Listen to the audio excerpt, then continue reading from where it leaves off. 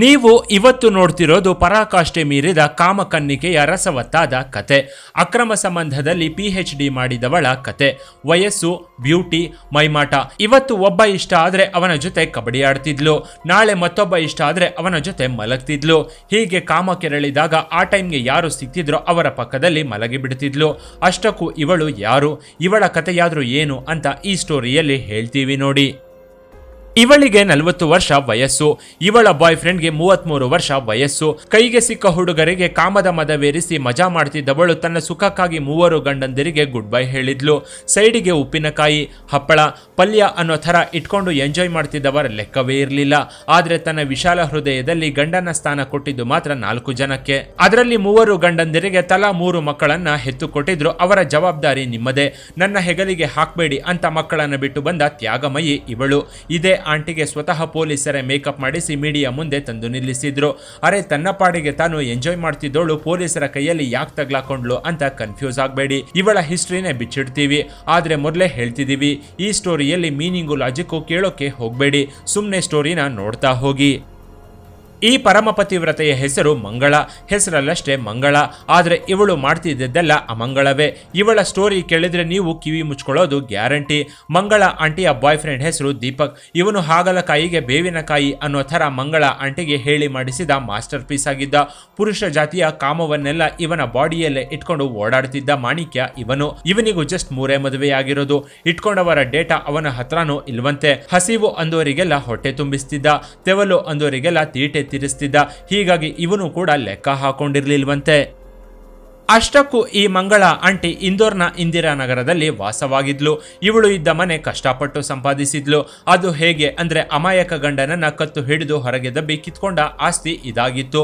3 ಗಂಡಂದಿರನ್ನ ಬಿಟ್ಟಿದ್ದ ಮಂಗಳ ಆಂಟಿ ಖಾಲಿಯಾಗಿದ್ಲು. ಇತ್ತ ದೀಪಕ್ ಕಾಟ ಸಹಿಸೋಕೆ ಆಗದೆ 3ನೇ ಹೆಂಡತಿ ಕೂಡ 3 ದಿನಕ್ಕೆ ಕಾಲ್ಕಿತ್ತಿದ್ಲು. ಹೀಗಾಗಿ ದೀಪಕ್ ಕೂಡ ಖಾಲಿಯಾಗೇ ಇದ್ದ. ಇಲ್ಲಿ ಲಾಜಿಕ್ ಇಲ್ಲದ ಮ್ಯಾಜಿಕ್ ಅಂದ್ರೆ ಇಬ್ರಿಗೂ 3ನೇ ನಂಬರ್ ಸಖತ್ತಾಗಿ ವರ್ಕೌಟ್ ಆಗಿತ್ತು. ಮಂಗಳ ಆಂಟಿ ಇದ್ದ ಏರಿಯಾದಲ್ಲೇ 3ನೇ ಮನೆಯಲ್ಲಿ ವಾಸವಿದ್ದೋನೆ ಈ ದೀಪಕ್.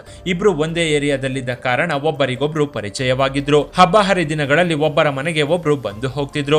ದೀಪಕ್ ಹೆಂಡತಿನ ಬಿಟ್ಟಿರೋದು ಮಂಗಳ ಆಂಟಿಗೆ ಗೊತ್ತಿತ್ತು. ಇನ್ನು ಮಂಗಳ ಆಂಟಿ 3ನೇ ಗಂಡನನ್ನ ಒದ್ದು ಹೊರಗೆ ಹಾಕಿದ್ದಾಳೆ ಅನ್ನೋ ವಿಷಯನು ದೀಪಕ್ಗೆ ಗೊತ್ತಿತ್ತು.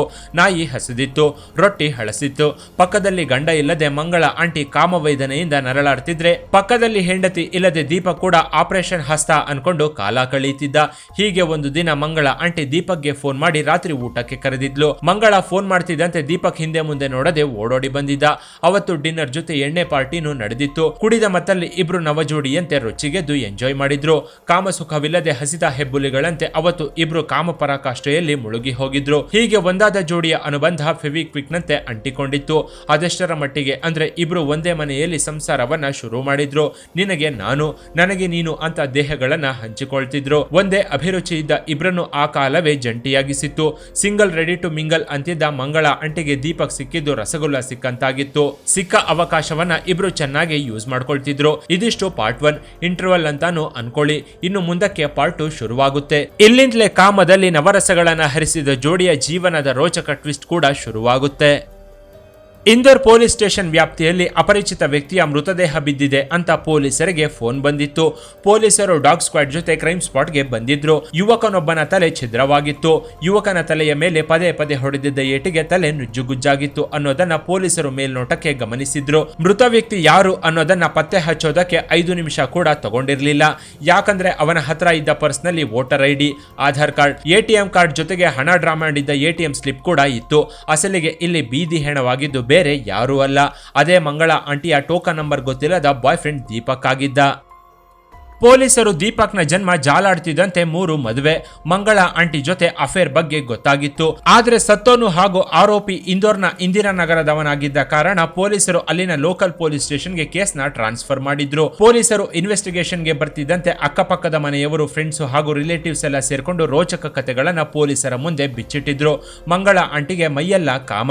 ಅವಳು ಕೆಲಸಕ್ಕೆ ಹೋಗ್ತಿರ್ಲಿಲ್ಲ.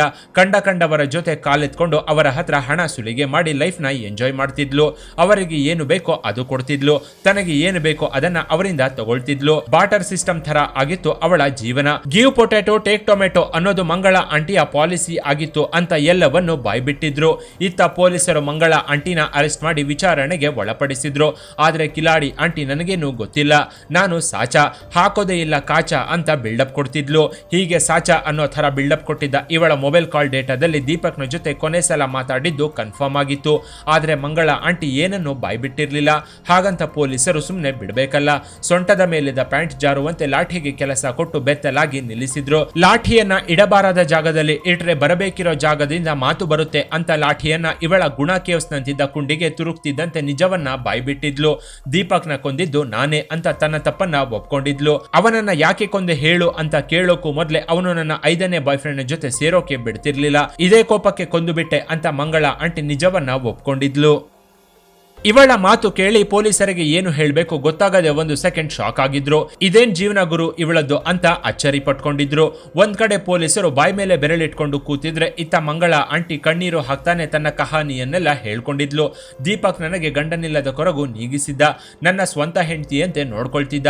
ಆದ್ರೆ ನಾನು ಅವನನ್ನ ಬಾಯ್ ಫ್ರೆಂಡ್ ಅಂತ ಟ್ರೀಟ್ ಮಾಡ್ತಿದ್ದೆ ಅಷ್ಟೇ. ಈ ಹಿಂದೆ ನನಗೆ ಪರಿಚಯ ಆಗಿದ್ದ, ನನ್ನ ಮತ್ತೆ ಹುಡುಕೊಂಡು ಬಂದಿದ್ದ. ಅವನಿಗೆ 33 ವರ್ಷ ವಯಸ್ಸು, ಮದುವೆ ಆಗಿಲ್ಲ, ಜೀವನ ಪೂರ್ತಿ ನಿನ್ ಜೊತೆ ಅಂತ ಅಂದಿದ್ದ. ಒಳ್ಳೆಯ ಕೆಲಸ ಮಾಡ್ತಿದ್ದ, ಕೈ ತುಂಬಾ ಸಂಬಳ ಬೇರೆ ಬರ್ತಿತ್ತು. ನಾನು ದೀಪಕ್ಗೆ ಅವನ ಜೊತೆ ಇರ್ತೀನಿ ಅಂತ ಹೇಳಿದ್ದೆ. ಆದ್ರೆ ದೀಪಕ್ ನನ್ನ ಬಗ್ಗೆ ಅಸಹ್ಯವಾಗಿ ಮಾತಾಡಿ ಗೇಲಿ ಮಾಡಿದ್ದ. 3ರನ್ನ ಬಿಟ್ಟು 4ನೇಯವನು ಅಂತ ನನ್ನ ಬೆನ್ನು ಬಿದ್ದೆ. ಈಗ 5ನೇಯವನು ಬಂದ ಅಂತ ಅವನ ಜೊತೆ ಹೋಗ್ತೀಯಾ ಅಂತ ಹೀಯಾಳಿಸಿದ್ದ. ಕುಡಿದ ಮತ್ತಲ್ಲಿ ಬಾಯಿಗೆ ಬಂದಂತೆ ಮಾತಾಡಿದ್ದ. ನಾನು ಕೂಡ ಅವನಿಗೆ ಬೈದಿದ್ದೆ. ಅವನು 3 ಮದುವೆಯಾಗಿರೋ ವಿಚಾರ ಅವನು ನನ್ನ ಮನೆಗೆ ಬಂದ ಮೇಲೆ ಗೊತ್ತಾಗಿತ್ತು. ಆಗ ನಾನು ಕೂಡ ಅವನನ್ನ ಬೈದಿದ್ದೆ. 3 ಹೆಂಡತಿರು ನಿನ್ನ ಬಿಟ್ಟೋದ್ರು, ಈಗ ನನ್ನ ಜೊತೆ ಇದ್ಕೊಂಡು ಬೇರೆ ಹೆಂಗಸರ ಜೊತೆ ಎಂಜಾಯ್ ಮಾಡ್ತಿದೀಯಲ್ಲ, ನಾನು ಯಾವತ್ತಾದ್ರೂ ಪ್ರಶ್ನೆ ಮಾಡಿದ್ದೀನ? ಈಗ ನನಗೆ ಇಷ್ಟ ಆದವನ ಜೊತೆ ನಾನು ಇರ್ತೀನಿ, ನೀನ್ ಯಾರು ಕೇಳೋದಕ್ಕೆ ಅಂತ ಅಂದಿದ್ದೆ. ಆದ್ರೆ ದೀಪಕ್ ನಿನ್ನ ಬಿಡಲ್ಲ, ನೀನ್ ನನ್ನ ಜೊತೆನೆ ಇರಬೇಕು ಅಂತ ಗಲಾಟೆ ಮಾಡಿದ್ದ. ನನ್ನ ಮೇಲೆ ಹಲ್ಲೆ ಕೂಡ ಮಾಡಿದ್ದ. ನನ್ನ ಬಾಯ್ ಫ್ರೆಂಡ್ ಮನೆಗೂ ಬಂದು ಗಲಾಟೆ ಮಾಡಿ ಅವನ ಮೇಲೂ ಹಲ್ಲೆ ಮಾಡಿದ್ದ. ಆಗ ಬೇರೆ ವಿಧಿ ಇಲ್ಲದೆ ದೀಪಕ್ನ ಕೊಲೆ ಮಾಡಬೇಕಾಯ್ತು ಅಂತ ಮಂಗಳ ಆಂಟಿ ಹೇಳಿದ್ಲು. ಪಾರ್ಟಿ ಹೆಸರಲ್ಲಿ ಅವನನ್ನ ಒಂದು ದಿನ ಕರೆಸಿಕೊಂಡಿದ್ದೆ. ಅವನು ನನ್ನ ಜೊತೆ ಎಂಜಾಯ್ ಮಾಡ್ತಿದ್ದ ಹೊತ್ತಲ್ಲೇ ನನ್ನ ಹೊಸ ಲವರ್ ಎಂಟ್ರಿ ಕೊಟ್ಟಿದ್ದ. ಅಸಲಿಗೆ ನಾನೇ ಅವನಿಗೆ ಫೋನ್ ಮಾಡಿ ಕರೆಸಿದ್ದೆ. ದೀಪಕ್ ನನ್ನ ಮೇಲೆ ಮಲಗಿ ಎಂಜಾಯ್ ಮಾಡ್ತಿದ್ದ. ಅದೇ ಹೊತ್ತಲ್ಲಿ ನನ್ನ ಹೊಸ ಲವರ್ ದೀಪಕ್ ತಲೆಗೆ ಜೋರಾಗಿ ಹೊಡೆದಿದ್ದ. ಅವನು ಪಕ್ಕಕ್ಕೆ ಬೀಳ್ತಿದ್ದಂತೆ ಇಬ್ರು ಸೇರ್ಕೊಂಡು ದೊಣ್ಣೆಯಿಂದ ದೀಪಕ್ ತಲೆಗೆ ಹೊಡೆದು ಕೊಲೆ ಮಾಡಿದ್ವಿ ಅಂತ ಮಂಗಳ ಆಂಟಿ ನಡೆದ ಎಲ್ಲ ಘಟನೆಯನ್ನ ಇಂಚಿಂಚಾಗಿ ವಿವರಿಸಿದ್ಲು. ಅತಿಯಾದ್ರೆ ಅಮೃತವು ವಿಷವಾಗುತ್ತೆ ಅಂತಾರೆ. ಇಲ್ಲಿ ಮಂಗಳ ವಿಚಾರದಲ್ಲೂ ಅದೇ ಆಗಿತ್ತು. ಮಂಗಳ ಆಂಟಿಗೆ 40+ ಆದ್ರೂ ಇವಳ ದೇಹದ ಬಿಸಿ ತಣಿಸೋಕೆ 20-30 ವರ್ಷದ ಯುವಕರೇ ಬೇಕಿತ್ತು. ಇನ್ನು ಕಾಮವನ್ನ ಮೈ ತುಂಬಿಕೊಂಡು ಓಡಾಡ್ತಿದ್ದ ದೀಪಕ್ ಸಹ ಮಂಗಳ ಸಹವಾಸ ಮಾಡಿ ಇವತ್ತು ಇಹಲೋಕ ತ್ಯಜಿಸಿದ್ದಾನೆ. ಅನುಭವಸ್ಥ ಆಂಟಿ ಸಿಕ್ಕಿದ್ಲು, ಚೆನ್ನಾಗಿ ಎಂಜಾಯ್ ಮಾಡಬಹುದು ಅಂತ ಜಲ್ಲು ಸುರಿಸಿಕೊಂಡು ಆಸೆಯಿಂದ ಬಂದವನು ಕೊಲೆ ಮಾಡಿದ ತಪ್ಪಿಗೆ ಜೈಲು ಪಾಲಾಗಿದ್ದಾನೆ. ಸದ್ಯಕ್ಕೆ ಈ ಸ್ಟೋರಿಯಲ್ಲಿ ಒಬ್ಬ ಪರಲೋಕಕ್ಕೆ ಹೋದ್ರೆ ಇನ್ನಿಬ್ರು ಕಂಬಿ ಹಿಂದೆ ವಾಸ ಮಾಡ್ತಿದ್ದಾರೆ. ಇನ್ನು ಈ ಸ್ಟೋರಿ ಬಗ್ಗೆ ನಿಮ್ಮ ಅಭಿಪ್ರಾಯವನ್ನ ಕಾಮೆಂಟ್ ಮಾಡಿ. ಕೆಳಗಿನ ಡಿಸ್ಕ್ರಿಪ್ಷನ್ ಬಾಕ್ಸ್ ನಲ್ಲಿ ವಾಟ್ಸ್ಆಪ್ ಚಾನೆಲ್ ನ ಲಿಂಕ್ ಕೊಡಲಾಗಿದ್ದು ಅದನ್ನು ಸಹ ಫಾಲೋ ಮಾಡಿ. ಇನ್ನಷ್ಟು ಇಂಟ್ರೆಸ್ಟಿಂಗ್ ವಿಡಿಯೋಗಳಿಗಾಗಿ ಚಾನೆಲ್ ನ ವಿಸಿಟ್ ಮಾಡಿ.